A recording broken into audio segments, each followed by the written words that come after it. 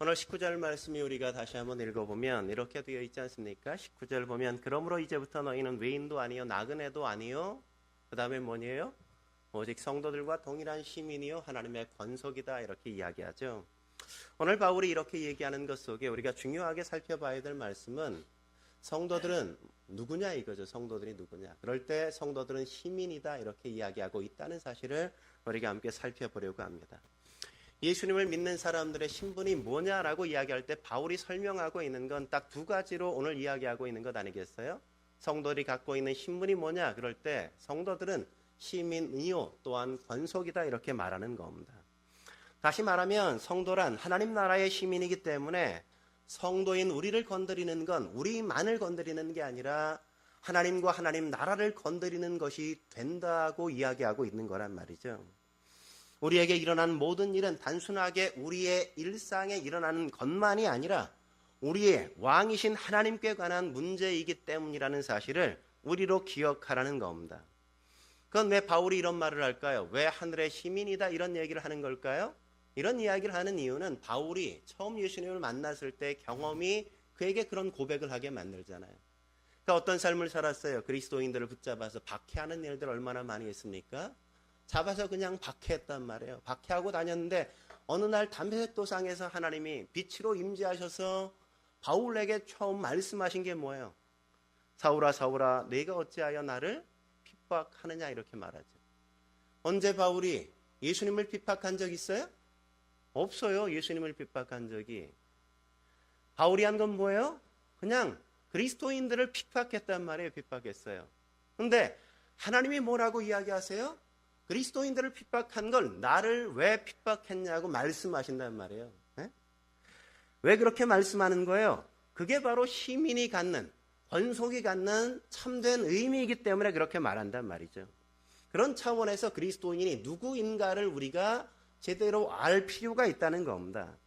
이젠 내가 실수하면 나 혼자만의 실수가 아니라 그게 하나님 나라의 실수가 될 수 있고 하나님의 실수가 될 수 있다는 사실을 성도들이 의식하며 살아야 한다는 거죠. 왜냐하면 모든 성도들은 하나님 나라의 시민권을 가진 사람이기 때문에 그렇다는 겁니다. 그래서 빌립보서 3장 20절에 뭐라고 말해요? 그러나 우리의 시민권은 어디에 있다? 하늘에 있는지라 하늘에 있는지라. 우리의 시민권은 하늘에 있단 말이죠. 사실 바울 당시만 해도 한 도시가 하나의 국가인 나라가 참 많았어요. 그러니까 한 도시가 국가이니까 한 도시의 시민이라는 건 곧 뭐예요? 그 나라 국민이라는 것과 같은 말인 거란 말이죠. 바울은 지금 우리가 하늘나라의 시민이요 하나님 나라의 국민으로서 어떠한 놀라운 특권을 갖고 있는지 성도들 여러분이 알고 있어야 된다고 말씀하고 있는 거예요. 여러분 미국 영화 우리 자주 보잖아요. 미국 영화를 자주 보면 미국 영화를 보다 보면 꼭 그런 대사가 나오는 걸 우리가 확인하잖아요. 여러분 뒤엔 국가가 있음을 잊지 마십시오. 여러분 뒤엔 국가가 있음을 잊지 마십시오. 국가는 결코 여러분을 잊지 않을 겁니다. 이렇게 말할 때가 있지 않습니까? 우리가 제일 부러운 게 뭐예요? 그런 말을 들을 때 우리가 굉장히 부럽지 않습니까? 미국 시민이 어떤 나라에서 부당한 일을 당하는 건 단순히 그 사람이 당하는 것만이 아니란 말이죠. 그건 어떤 문제가 되어져요? 그건 미국이 모함을 당하고 모독을 당하는 게 되는 거예요. 그래서 그 자체가 미국과의 외교적인 갈등이나 분쟁을 감안하겠다, 감수하겠다는 게 되는 거예요. 자칫 잘못하면 그런 걸 가지고 국가 간의 전쟁이 발발할 수 있는 상황이 벌어진다는 사실을 우리가 알아야 된단 말이죠. 그러니까 우리가 어느 나라에 소속되었는가 그게 그렇게 중요한 겁니다. 근데 우리가 어디 가서 어느 나라 가서 한국에서 왔어요 그러면 사람들이 알아줘요 몰라줘요? 다른 나라에서 별로 알아주지 않아요. 그죠? 우리가 한국에서 왔어요 그러면 통하는 데가 거의 없어. 다른 나라에 가면. 왜 그래요? 국가에 아직 힘이 그렇게 없기 때문에 그런단 말이죠.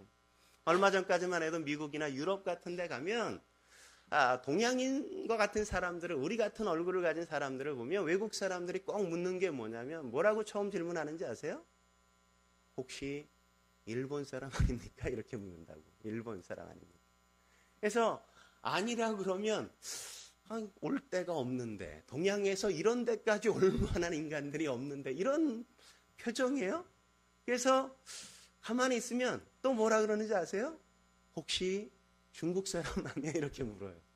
그래도 아니라 그러면 이상하다. 그런 얼굴을 한단 말이죠. 그래서 우리가 한국에서 왔다고 얘기하면 세상에 그런 나라가 다 있어요. 이런 표정을 하고 우리를 바라볼 때가 있어요. 얼마나 억울한 일입니까? 미국 사람들이 외국에 나가면 얼마나 당당해요. 그죠? 그들이 너무나 그냥 어깨에 힘이 빡 들어가서 그들이 살아가는 걸 얼마나 많이 봅니까? 여러분 생각해 보세요. 자기들이 한국말도 제대로 못하는 주제에 우리가 영어를 못한다고 얼마나 우리를 무시할 때가 많아요. 한국 사람이 영어를 더 잘합니까? 미국 사람이 한국말을 더 잘해요? 한국 사람이 미국어를 더 잘해요? 미국 사람이 한국말 더 잘해요? 뭐 보나마나 한국 사람이 미국말을 훨씬 더 잘하죠. 그죠? 그렇지 않습니까? 왜 그래요? 한국 사람이 언어의 능력이 탁월해서 언어의 은사가 있어서 그런 거예요? 아니죠. 왜 그래요? 우리가 아쉬운 쪽이니까 늘 그 나라 언어를 배워서 그 나라와 소통해야 되니까 어쩔 수 없이 그럴 수밖에 없는 거잖아요. 어떤 때는 그래서 우리가 약이 오르는 것 아닙니까? 미국 사람들은 한국에 와서도 영어로 뭐라고 묻는다고요. 근데 한국 사람들은 미국 가서 한국말로 뭘 물어볼 수 있어요? 못 물어봐요. 한국 사람들이 미국에 가서 영어를 그냥 그래도 조금 한다고 배워서 가서 하면 영어 못한다고 무시당하는 경우가 얼마나 많아요. 근데 그들은 한국에 와서도 떳떳하게 막 영어로 할 때 한국 사람은 어때요? 미국 사람이 오면 슬슬 피해 다녀야 돼. 내가 영어를 못 알아듣는다는 것 때문에